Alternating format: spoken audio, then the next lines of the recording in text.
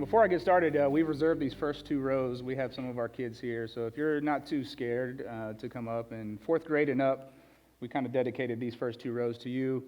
We got some feedback in the last few years that we like to speak a little bit intellectually sometimes, and and our kids are sort of a motivation for us to speak a little bit more clearly. And our motto, as James and I and Kwame and I were going through this week and these last couple of weeks, was simple, stupid, dumb.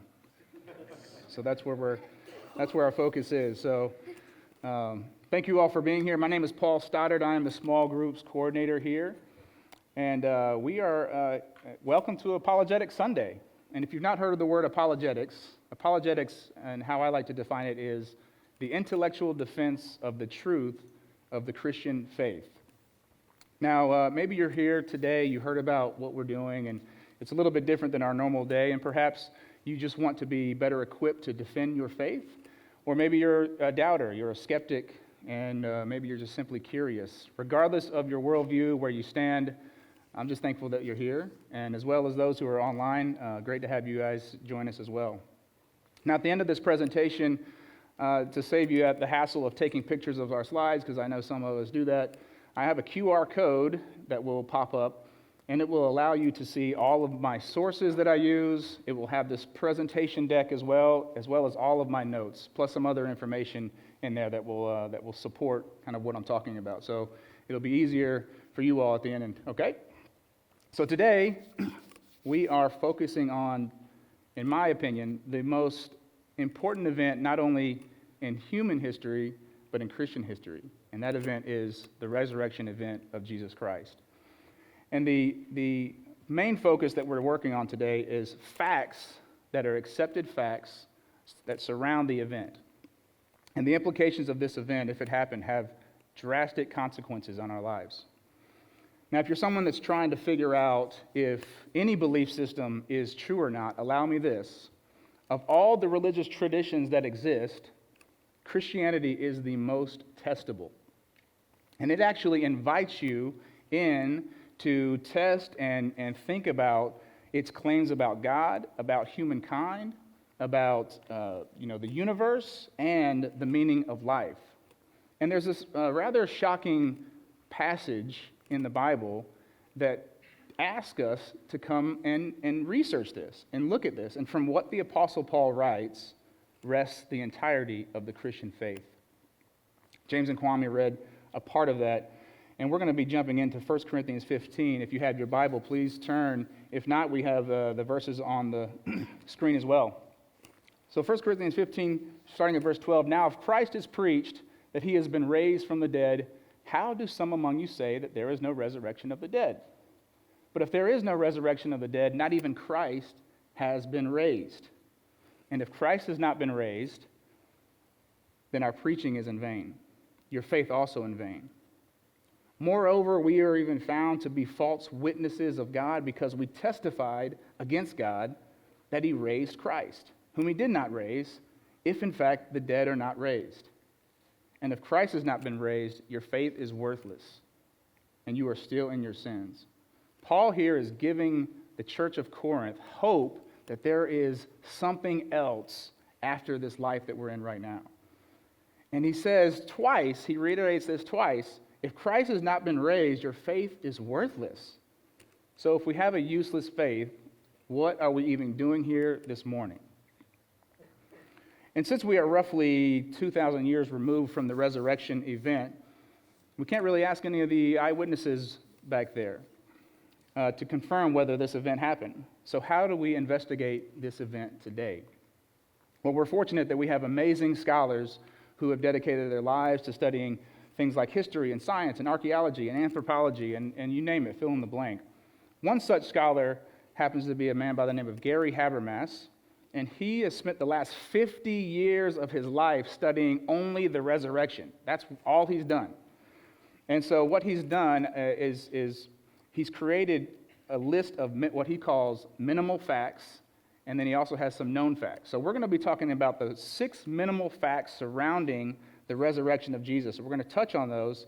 I'm basically presenting a 4 to 6 hour seminar in about 25 minutes. So that's why I'm giving you guys the QR code at the end. Now, I should point out that each of these facts individually do not prove the resurrection event happened. So what we want to do, just like any court case, I know we have maybe some lawyers here, but we want to get all the evidence that we can, and each individual fact sort of reinforces the other to make it stronger. And so that's kind of what we're doing here with these facts. So let's begin. We're going to start with fact number 1. Jesus died due to the effects of the Roman crucifixion. Now, before I get into these details, I'd like to put the cross into a bit more perspective. You see, for the crucifixion is the least palatable element of Jesus' life. And Jewish scholars before and during Jesus' lifetime, they were not expecting their Messiah to die on a cross. Being crucified was reserved for the most despised of criminals, and it was definitely an oddly challenging and sort of an insulting choice for the central image of a new religion to start at that time frame. Yet, the cross is the central event to the Christian faith. Now, crucifixion was a very public event.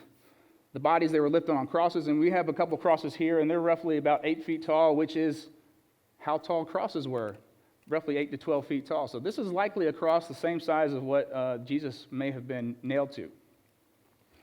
And they would be placed in public places. They would be placed on the sides of the roads. And it was a warning for potential enemies traveling through Roman territories. For the Romans, the cross was not just executing criminals.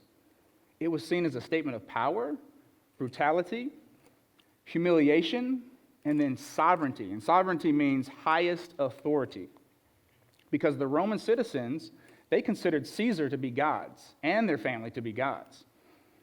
Even the sign nailed above the cross that said, "King of the Jews," was a mocking statement of dominance. Rome is everything, the crucified one, nothing. Now we'll get into some of the evidence that supports the crucifixion event as being an authentic event. We have a atheist New Testament scholar. His name is Bart Ehrman. He sums up the evidence that we have about Jesus' death, I think, the best. He says, "The most certain element of the tradition of Jesus is that he was crucified on the orders of the Roman prefect of Judea, Pontius Pilate. The crucifixion is independently attested in a wide array of sources and is not the sort of thing that believers would want to make up about the person proclaimed to be the powerful Son of God." Now, just as Ehrman says, we have multiple sources, 15 in fact, that confirm the crucifixion event. All of them date within 100 years of the resurrection. 10 of those come out of the New Testament. 5 are extra-biblical, and extra-biblical means anything that's written outside of the Bible is extra-biblical. Now, I think it's important to note that we believe and accept facts from ancient times with only a single source. And then when 2 or 3 sources come to agreement, we consider those facts to be entirely trustworthy.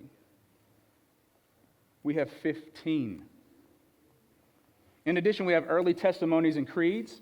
Now, that's a major part of minimal fact number 4, so I'll dive into that when I get to that fact.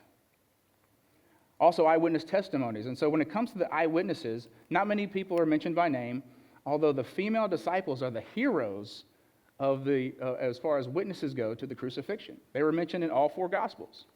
Now, John was also there, as well as Joseph of Arimathea, and he was the guy that buried Jesus. And in order for him to have known that he had to go and talk to Pontius Pilate to get the body, he would have had to know that Jesus was dead. Dissimilarity is the next one. I know, big word, so I'll explain it to you a little bit better here. Simple, stupid, dumb. Basically what it means is that if I tell someone a story and it doesn't make me look good, it's going to be a more trustworthy story. For example, do we have any fishermen? Anybody like to fish here? Oh, we got a fisher. Okay, all right. We got a few people that like to fish. You may know somebody that says, "I caught a fish this big." And it was really like this big, right? Now, you're probably not going to believe that. But if I were to say, "Man, I just spent the last 12 hours on the lake, fishing all day. I caught one little baby fish. It was too small to even keep. I had to throw it back. It was just a terrible day." Which one sounds more trustworthy? Right? Exactly. So the one that doesn't make you look good is going to be more trustworthy. And that's sort of the context of what dissimilarity means here. So the Jews prior to and leading up to Jesus' crucifixion, They had no expectation, as I mentioned, that their Messiah would be crucified. So they didn't have a reason to make up the crucifixion story. It just didn't benefit them all. In addition, all of the disciples, they were shocked. They were terrified. They were so disheartened. And so there's just no boasting accounts of the crucifixion. It doesn't benefit the Christian story. In addition, embarrassment is the last piece here. And if you're trying to start a new religion, why would you include so many embarrassing stories? Because the crucifixion of Jesus, if he is the Messiah, that's pretty embarrassing to say that this guy who, in the Old Testament, the Deuteronomy 21, the law says, if you're hung on a tree, you're cursed. So then Jesus comes around. He's proclaiming to be the prophesied Messiah of Israel. He's supposed to come down and defeat the Romans. But then the Romans kill him, hang him on a tree with 2 other criminals. It's pretty embarrassing. Fact number 2, the disciples reported experiences that they thought were actual physical, bodily appearances of the risen Jesus. So here, the evidence that supports this is Jesus reported being seen in multiple places at different times. He appeared to individuals, he appeared to groups, and some people even saw him multiple times. In addition, the disciples did not just see Jesus. They got to touch him. They touched his hands, they touched his clothes. If it were me, I'd be giving a hug. He ate with people. So we're talking physical appearance here. Also, early testimonies and creeds, they further support the disciples experiencing a physically resurrected, renewed body of Jesus. And lastly, we have, despite various sources and different authors, the message of Jesus' resurrection remains unified and consistent across the New Testament and extra-biblical writings. Fact number 3 is these experiences accounted for the disciples' living lives becoming thoroughly transformed, even to the point of being willing to die for their belief. Now, one thing we must be careful about here is saying that every disciple died as a martyr, and we hear that often, but we're not giving an honest and critical answer based on the evidence that we have. It's likely that they did, but the evidence doesn't necessarily support that, because, yes, some definitely did die for their faith and were martyrs, but the evidence sometimes we're finding the earliest traditions happening hundreds of years after their lives, so 3rd, 4th, 5th, and even 6th century. So that leaves a lot of time for myth and legend to creep in. I think a better position when discussing the deaths of the disciples is this. The apostles willingly suffered and were prepared to die for sincerely proclaiming their faith in the risen Jesus. Now on to the facts at hand. When Jesus was killed, the Jesus movement stopped. His disciples, they fled, they went into hiding. They were depressed, probably terrified. They're following this guy around who claims to be the Messiah, and now he's dead. They're like, what's going on? Apparently, these guys weren't even going into public. They were that ashamed of themselves. I would have got the first ticket to Africa. I've been out of there. See you. But then in 3 days' time, everything changed. All of a sudden, these guys are emboldened to teach and preach the gospel again. They're out in public. They're celebrating. They were transformed from their depressed state of mind. Also, what comes from this transformation were many of the early creeds that we'll talk to in the next fact. We're almost there. And this wasn't just a short-term, short-lived transformation. This was a long-term, lifelong endurance and commitment to the gospel. This is my favorite. On top of this, there's zero evidence that any of the disciples recanted their faith. Now think of the countless number of enemies of the church who would have taken advantage of that. That would have been written all over the place. They would have ended Christianity immediately. Fact number 4, we are on to the early proclamation. So the proclamation of Jesus' resurrection and appearances took place very early, soon after the experiences themselves. Now, if we go back to 1 Corinthians 15, we'll have the verses on the screen, but Paul provides a few verses that are considered to be one of the earliest known confessions of faith that we have. And so scholars date that to within 1 year of the resurrection, that they were teaching this within 1 year. And even non-Christian scholars accept this. Some scholars even say this was happening within months of the resurrection. So we'll have this on the screen here, starting at verse 3. For I delivered to you as of first importance what I also received, that Christ died for our sins according to the Scriptures, that he was buried, and that he was raised on the third day according to the Scriptures. So further support that Paul wanted the church of Corinth to investigate if they had doubts were these next few verses. And that he appeared to Cephas and then to the 12. After that, he appeared to more than 500 brethren at one time, most of whom remain until now, but some have fallen asleep. Then he appeared to James, then to all the apostles. Last of all is one too untimely born, he appeared to me also. Now, what Paul is giving the receivers of this letter are avenues to go ask questions and verify or test what he's saying. He's basically saying that if you go to talk to any of these other guys, they're going to give you the same story as me. One thing I also find striking is the lack of Jewish denial of these claims. None of the disciples were ever charged with grave robbery or desecrating a tomb because the Jews were unable to adequately explain the empty tomb. Fact number 5, James, the brother of Jesus and a skeptic before his conversion, most likely believed after he also thought he saw the risen Jesus. So throughout Jesus' ministry, his own brother James likely never believed that Jesus was the Son of God until Jesus appeared to him after the resurrection. And a couple of things to support this. The Gospel of Mark actually shows multiple instances of Jesus' family and friends not seeing Jesus in a positive light. John even records that his brothers did not believe. And additionally, when Jesus was on the cross, he saw his mother and he committed the care of his mother, not to James, but to John, because it seemed like Jesus wanted a believer to care for his mother, and James was not there yet. However, we know James became a follower of Jesus because he's mentioned in the verses that we just read. Also, Galatians reports that when Paul traveled to Jerusalem, he was basically, he met James, and James was a church leader there. In addition, James also helped affirm what Paul was teaching as truth. The last fact is Paul's conversion. Just a few years later, Saul of Tarsus, also known as Paul, also became a Christian believer due to an experience that he also concluded was an appearance of the risen Jesus. Now, why is Paul important? Well, we have many reasons, but the big one that relates to today is that numerous scholars consider Paul's testimony to be the earliest and most historically reliable evidence we have on the resurrection of Jesus. Now, we have to remember, Paul was this massive persecutor. I mean, he was beating up Christians left and right. And then he's traveling to Damascus, and all of a sudden, he has this personal encounter with the risen Jesus. What I think is more compelling is the disciples of Damascus, they were afraid of Paul. You know, they saw him and they're like, hey, wasn't this the guy that was just mistreating and abusing all these Christians back in Jerusalem? Instantaneously, Paul became a proclaimer of the gospel.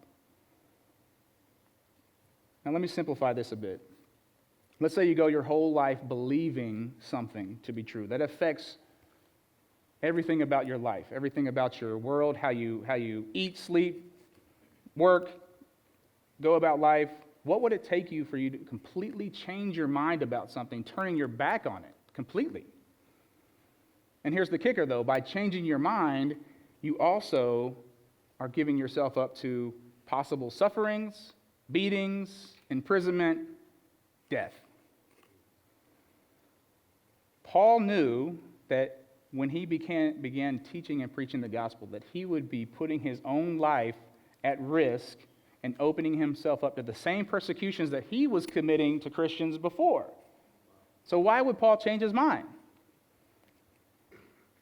You would only change your mind if you knew what you believed was fully false, and what you were changing your mind to, being fully willing to die for, was fully true. And at the end of the day, there's only two options. Either Jesus rose from the dead, or he didn't. If he didn't, well, billions of people over the course of the last 2,000 years believed an exceptional lie. And if Christ did rise from the dead, the Bible is true. Just these 6 accepted facts that I mentioned today point to a significant event that happened around AD 30. And it thoroughly transformed hundreds of people's lives. Paul saw him, his disciples saw him, hundreds of others did as well, and no one ever refuted that. Ladies and gentlemen, that significant event was Jesus rising from the dead and affirming his claim as the genuine Son of God. Thank you, guys. We're going to get into our Q&A here. All right, we're going to shift here a little bit. I'm going to introduce our panel. If you could put up that QR code on the screen for me, that'd be awesome. So like I said, you guys can scan this. If you have your phones, it'll have a lot of information on there if you're a nerd like me and James and Kwame. I would love to formally invite James Marshall and Kwame Dix back to the stage.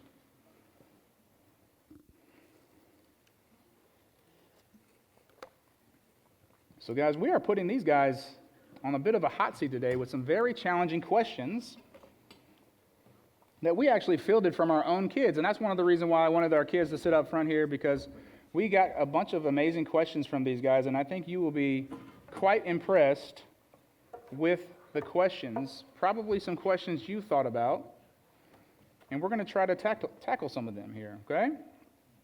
James and Kwame, welcome to the On Mission Forge and Iron Sharpens Iron event.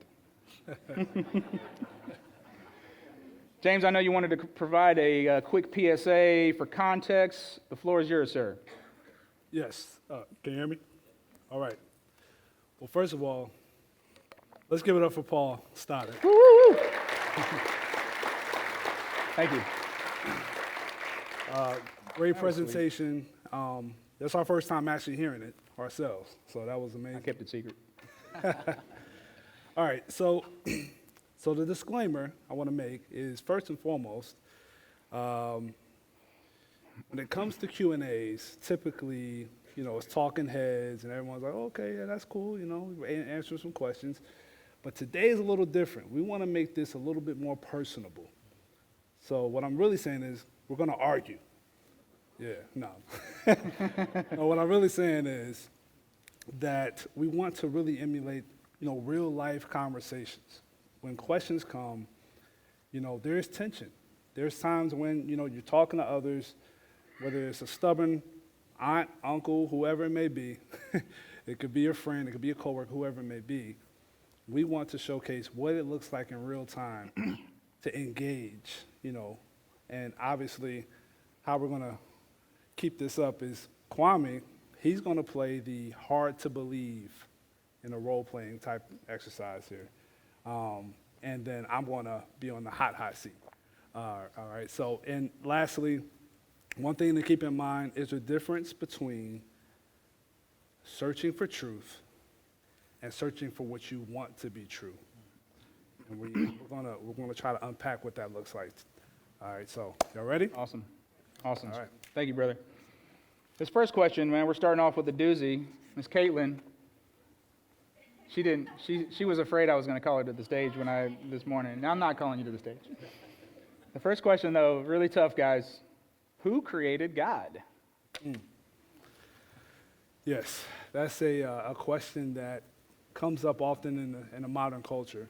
But we have to be cautious with this question, because many times when someone's asking this question, they have a motive behind it. And typically, they want it to be true that God is just like them. They're just like God. Hey, I have a beginning, so does God. He should have a beginning too. I have a cause.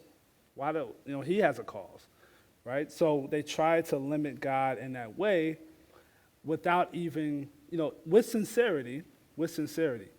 But just to address the question itself, there's an internal flaw with the question. It's assuming that God is like you. And so what we have to do is understand that categorically, it's a question that's actually need to be adjusted. First and foremost, God is the creator. He's not a creature. He's uncaused. He's uncreated. It's almost like asking the question, kids, like, hey, what does the color blue smell like? Exactly. It's categorically wrong. You can't smell the color blue. So ultimately, also historically, Christians have believed this, that God is creator. Just some text just to think about. In Psalms 90, verse 2, and just a quick note about Psalms 90, this is the only psalm that's actually attributed to Moses. Moses wrote this and recorded this. And he said in verse 2, before the mountains were born, before the earth was formed, from everlasting to everlasting, you are God. Also, just in affirmations of God himself, he told Moses, hey, I am that I am. I'm before all things. And you go tell Israel that the I am sent you. And, obviously, one of the famous quotes, Jesus said, I'm the Alpha and Omega, the beginning and end, first and last. So with all that internal testimony, we can be sure that he's not created. He's the creator. He's in time, outside of time, and before time. All right. So, bruh, it just sounds like you stringed a bunch of words together, right? And let me see if I can sum this up for real, though. It seems like you're saying that y'all as Christians, right? Yeah. You as a Christian, you don't believe that God was created by anyone or anything. Right. That he's always been there, even before the beginning of the world. Right. Right? That's right. And it's kind of like he's been around forever and will continue to be around forever. Yeah. Am I right? That's right. That's right. Well, okay, let me tell you what I'm thinking for real. Because you just gave some scriptures, some passages or whatever, because this just brings my mind. Why should I even believe the Bible? Because I'll give you a quick story. I try to be quick, guys, seriously. A number of years ago, I was working with two coworkers. They weren't Christians, right? They weren't Christians. Here, Okay. I overheard them having a conversation over whether the Bible was true, for real. Okay. And after about 5 minutes of talk, the one raised his hand, walked off, and just said, man, who knows, man? For all we know, man wrote the Bible. All we know, man wrote the Bible. And so my question is, how would you have dealt with that? Now, I'm not asking you to answer it. My point in saying all that is this. When we approach people, and when it comes to this type of talk, this type of thing, we have to realize we're dealing with real people who had real experiences, who've had real conversations or have witnessed or overheard, just as I heard, people, asking questions like this. Yeah. And especially for those of you who are Christians, who want to get into something like this, you don't approach a person. You don't take the approach as though you're trying to get another notch under your Christian belt of answering questions. Because these are real people we're dealing with. Right? Paul, unless you got to. Oh, well, I mean, and the other side is true as well. You don't want to just say, hey, you know what, they're sinners, they're going to sin, I'm out of here. That's the other side of the fence that many of us sit on as well, unfortunately. So get in the game, and if you don't know, you know somebody who does, I bet you do. So, yeah. Well, that leads us actually to our next question from Ms. Zora. How do we know who wrote a book of the Bible? For example, how do we know that Moses wrote Genesis? Awesome question. Well, the first word that comes to mind is evidence. Evidence. We are not a pie-in-the-sky people. God gave us true evidence and discovery of what happened so long ago. Speaking of that, in the QR code that you'll make sure you take a snapshot of, we added some sources that I would definitely check it out, because it would definitely get deeper into what the evidences are, what the discoveries in archaeology and geology and so forth. But get into this, it hasn't even been debated up until the 19th century, the 1800s, that this is even a thing, oh, did he really write it? You know, that wasn't even asked until the 19th century. But with that being the case, Jewish tradition has always believed this. He wrote the first 5 books of the Bible. Even Jesus confirmed it. And if you've listened to that presentation just a moment ago, if this man really rose from the dead, I think we need to listen to him. He said in John chapter 5, verse 46, if you believe Moses, you believe me. Moses wrote and testified about me. So ultimately, we could stop there. But the Jewish tradition, the culture of memorization, they memorize things. Like, you know, we have our phones, our tablets. We got apps that memorize things for us now. But believe it or not, there was a culture of people for centuries who could regurgitate so much information. They retained and they could recite the whole Old Testament, you know, at 10, 11, 12, 13 years old. We just can't even fathom that now. But ultimately, the Jewish tradition of securing and preserving, you know, God's word over a period of time, you know, it's amazing and unique. And ultimately, we believe God directed these men to write his word. All right, again. So, you said it wasn't debated up until a certain time, right? Right. And one word that kept sticking out to me in Paul's presentation now was scholars. And when I hear the word scholar, all I hear is a really smart person. That's all I hear. But that does not mean, and you gave a bunch of information, QR code, mentioning QR code and all this type of stuff. I'm like, Right. okay, the scholar part, all this type of stuff. I'm like, okay. So, but that does not mean, just because they agree that Moses might have written the first 5 books or whatever, it don't mean that they became Christians. It doesn't mean that they are Christians. Right. My question for real is this. You as a Christian, y'all Christians hold that the Bible is the word of God. Right. It's God's word now. Right. Tell me the reason why, for you personally, though. What makes it God's word? It's a great question. And just to simplify it, simple, stupid, dumb, it's like, kids, like if you're writing a report and your teacher's guiding you on what to write.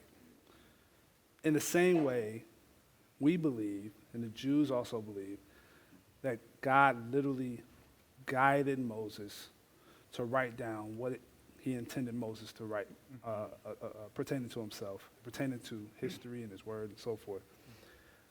But you brought up a good point, Kwame, because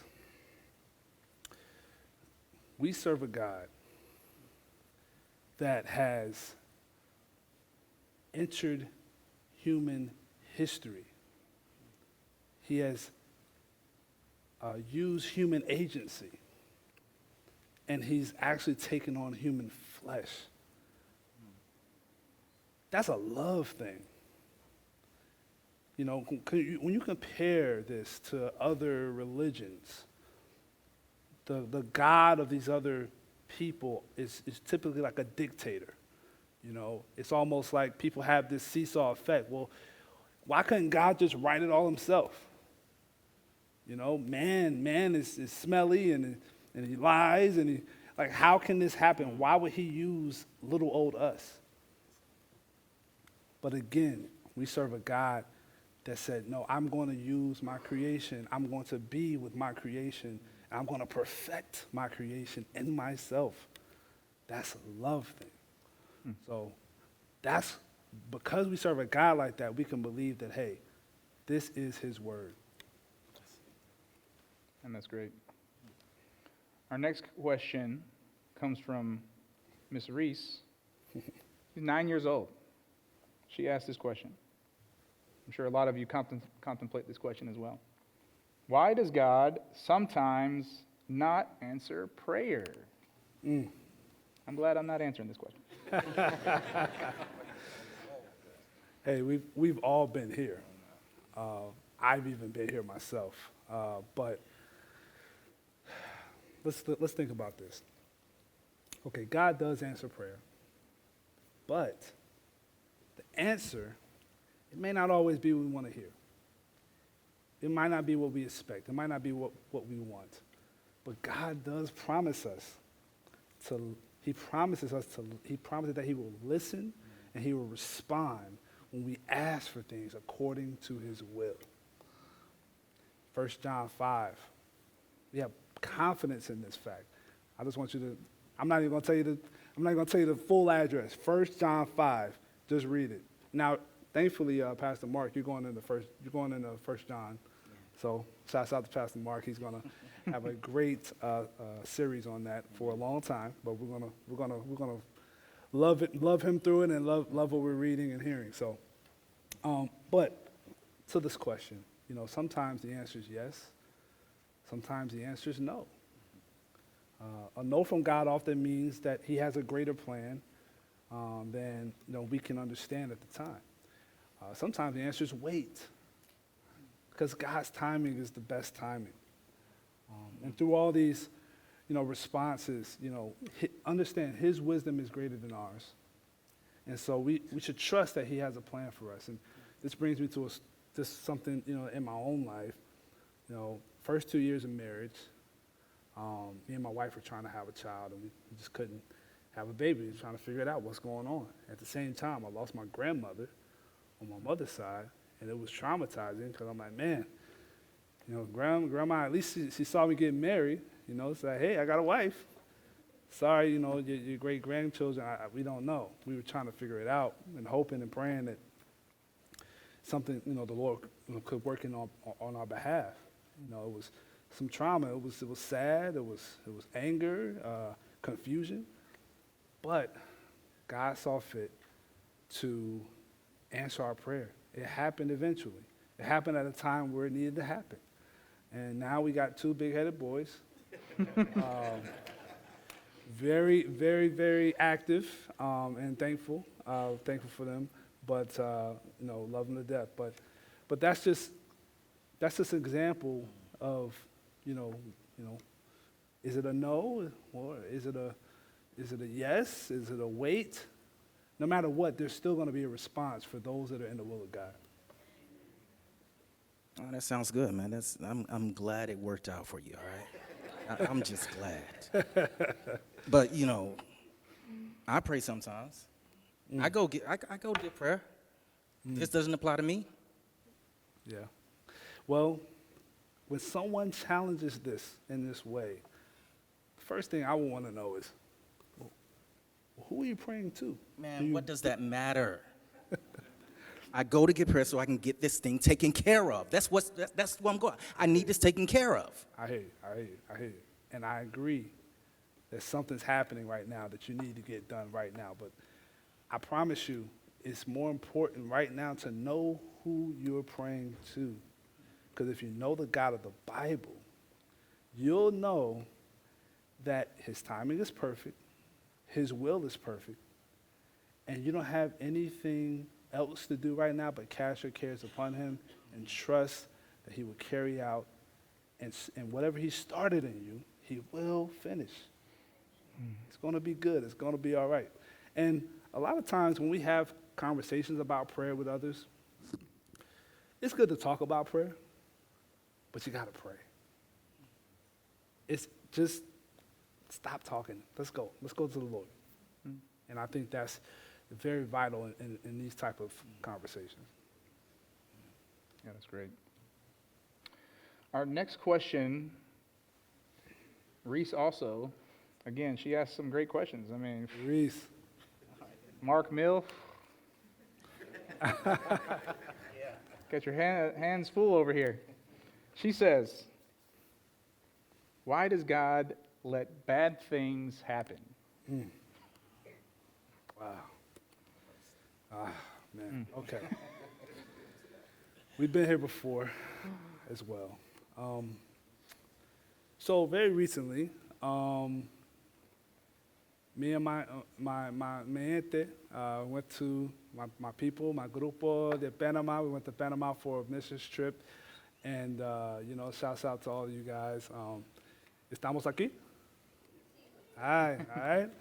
Okay, que sopa, que pao. All right. That'll be okay. But we went to Panama. We went to a lot of different places. One of the main places we went for the men was the youth detention center. It was a youth jail, and there was boys, just boys to men. It was I think ages around 16 all the way up to excuse me, early 20s. And so one guy in particular named Daniel, he's 24, and by the way, he has a trial coming up this month. So just keep him in prayer, Daniel and Pastor Sarillo there in Panama. He had this question, and in a short amount of time, I was like, you know, answering this question requires just some illustration, just a little bit. So something I was taught a long time ago is that the enemy of our souls, the enemy tries to trap us with three different devices, three things. Tres cosas, three things.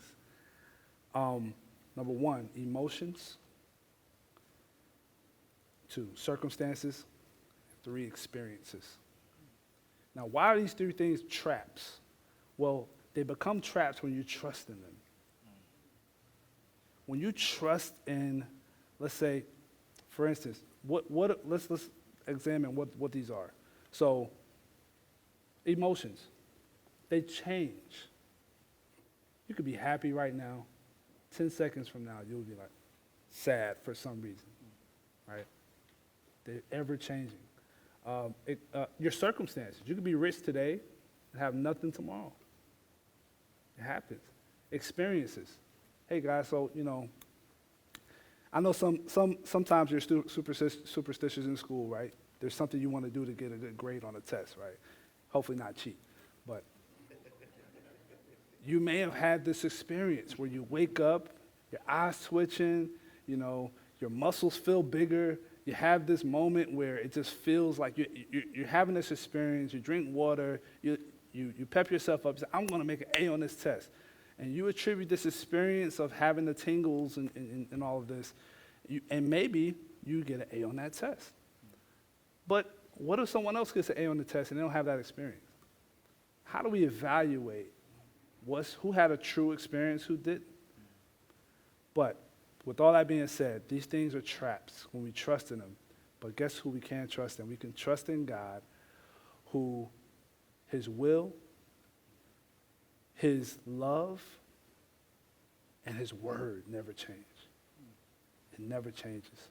So any circumstance, any type of emotion, and any experience, we can go through any of those things, no matter how bad it may seem, because we can trust in the God who is faithful and who is always there. So, Well, this time I will not be playing. I won't do that. Because as I was listening to James, I'm thinking, how would I answer this question? Because there could be a number of reasons, legitimate reasons, really, that comes to mind. But it really comes down to it really came to me in this way, like, when this question is asked, why does God let bad things happen? Both those who are non-Christians and even the Christians ask the same question. And it really hits me like what we're really doing is we're saying, God, why do you let bad things happen to me? Why you let it happen to me? Both sides ask this question.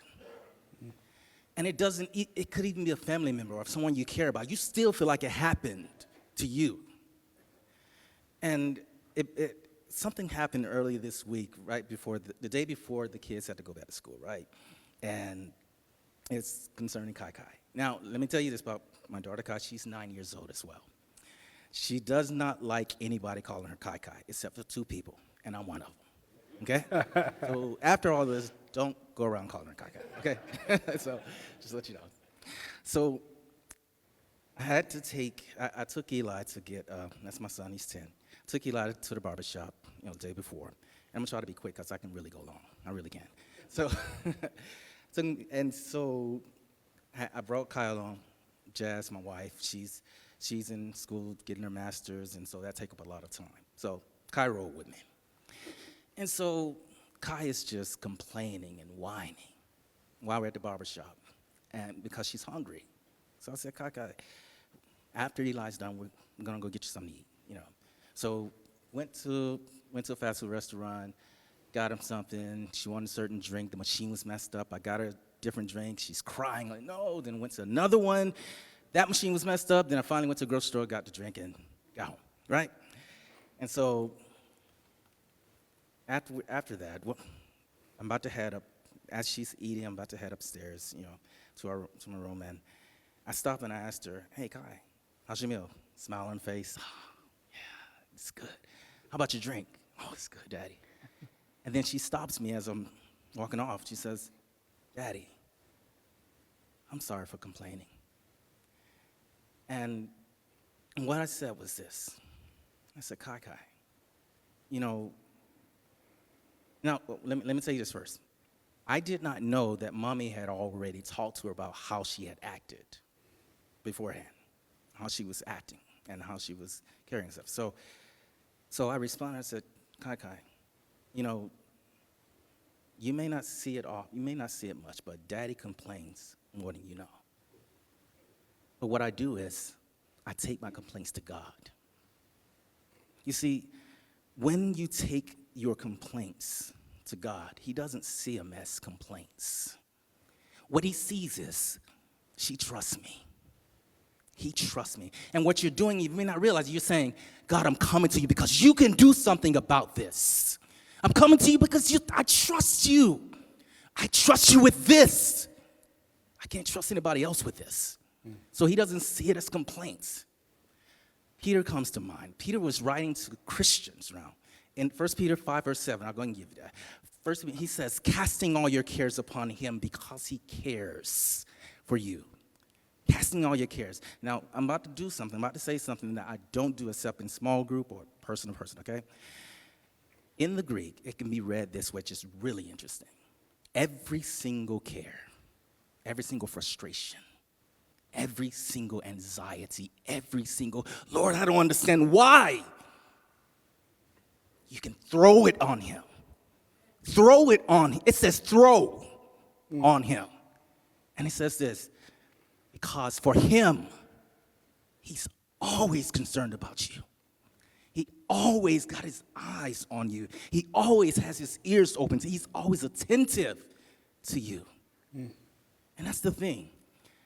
That's the difference that I see between a person who's a Christian who asks that question and a person who's non-Christian. The person who's a Christian has someone they can go and throw it on. Just dump everything. And He's telling them to do this while they're being persecuted, while they're being treated badly for being Christians, while they're in the midst of it. He said, dump everything. Just dump it. Every single frustration, every single concern, every single anxiety, every single whiny complaint.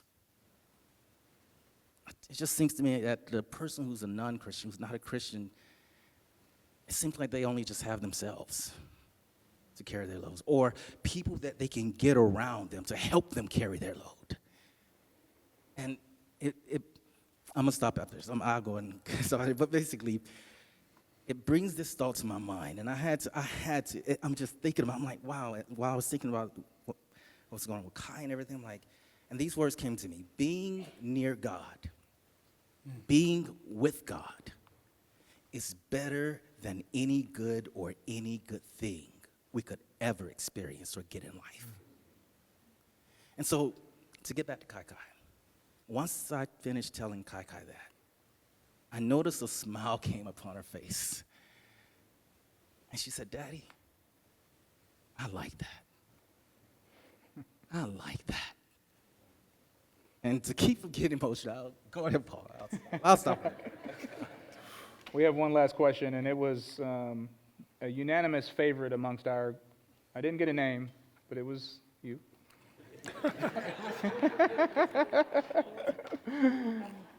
And she's in 4th or 5th grade. What is it, 4th grade? 5th grade? 6th? My bad. 6th grade. And I think we all struggle with this in thinking about this question. The question is, how can I get closer to God? All right, I'll go this one. So I was thinking about this one. I don't know why.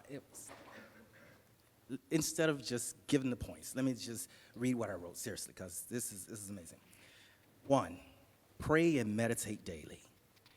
Prayer is your direct line to God. It's a time to communicate, to think, to seek guidance, and to express the deepest concerns of your heart, and admitting to God that he is right when you've done something wrong. After praying, spend some time in silence, meditating on God's word. Number 2, study and apply the Bible. Dive into the Bible itself. It's not just reading for reading's sake, but really soaking in the words, really thinking about those words, and seeing how they apply to your life, how they work in your life.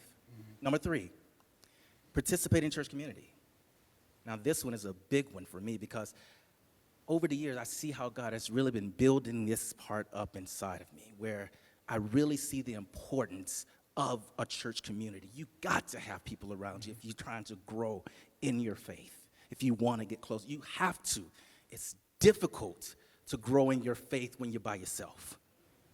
It's difficult. How many of you know people that they want to be they call themselves Christians, they may be Christians, but they don't go to church. And there seem to be struggles, or they're doubting their faith. The church community is very important. Amen. You got to participate in church community. Surround yourself with believers. Number 4, serve God and others. Discover your spiritual gifts and use them to serve others. Now, this reflects your connection with him in everyday actions. And number 5, you got to live according to godly principles. You got to apply biblical values to decision making. It's about walking this thing out, not just talking it. Right. Showing through our life how God's love and wisdom transform us.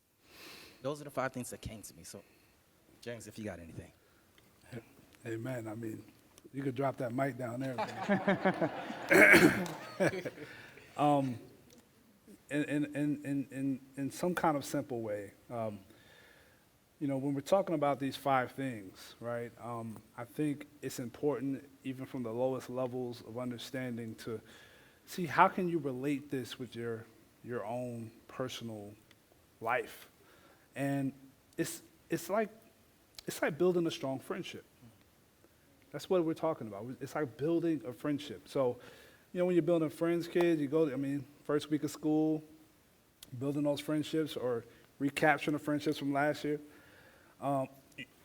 What do? You communicate regularly, right? That's just like when you pray to God, communicate regularly.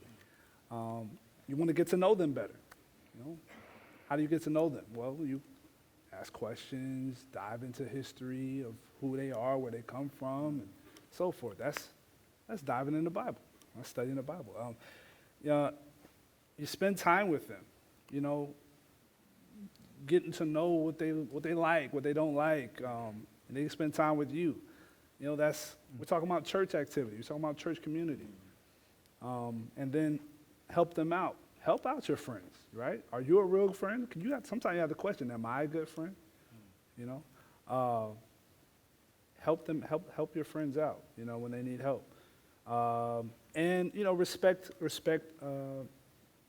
respect their values.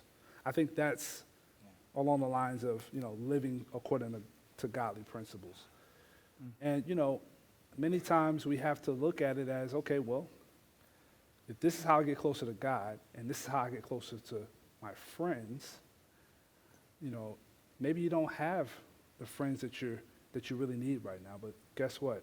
Start with the Lord. Start here, and then branch out, and you'll see how God will bless your life, your surroundings, your friendships, your relationships.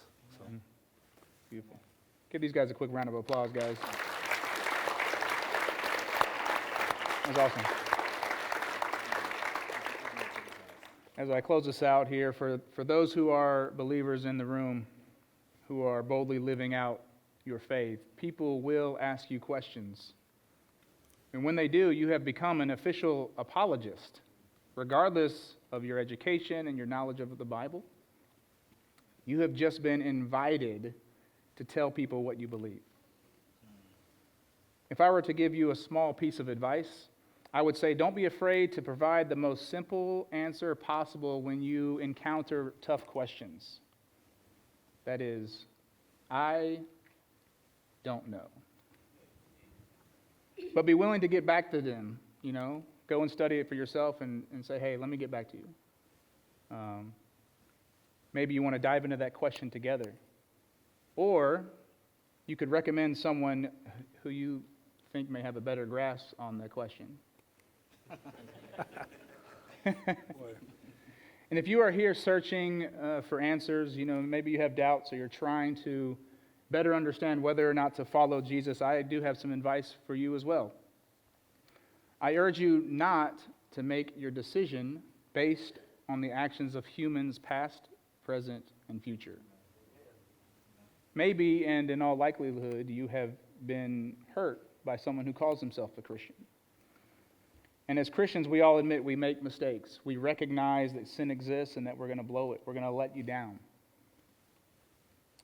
We're not perfect. Instead, look at the life of Jesus. Look at his ministry. He was perfect. He was sinless. And most importantly, he rose from the dead. Now, obviously, we didn't answer a lot of questions that some of our kids provided us, and so I'm sure some of you may have some questions. So feel free, James, Kwame, and I will be up front here, and after service, please come and talk to us. We love talking about this stuff, so we would love to talk to you.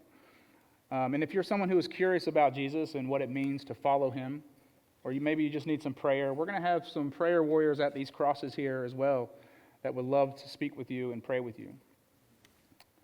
Thank you all. I love you all. Let's pray. Oh, Heavenly Father, thank you for this wonderful time today. It's been just so special. It's always incredible to have an opportunity to share a little bit about you and your story and what supports the events that happened when you walked with us. Thank you for our amazing kids as well.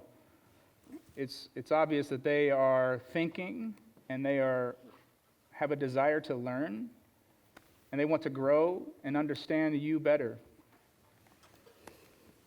Thank you again for Kwame and James and their willingness to answer such tough questions. I pray for those in this room who are searching that and ask those tough questions, that you would give the courage to them and allow them to desire to seek the truth. Lord, let us be a light to the world and help us provide wisdom. It's not always easy, but allow us to surround ourselves with people that can help encourage us and help us grow in our faith. Father, I lift up our kids as they're going into new grades and going back to school and they're encountering some crazy things. And also I pray for the parents too, as those kids come back with crazy questions, that they will be able to uplift their kids and show them in love what it means to follow Jesus. Thank you, Father. We love you. In Jesus' name.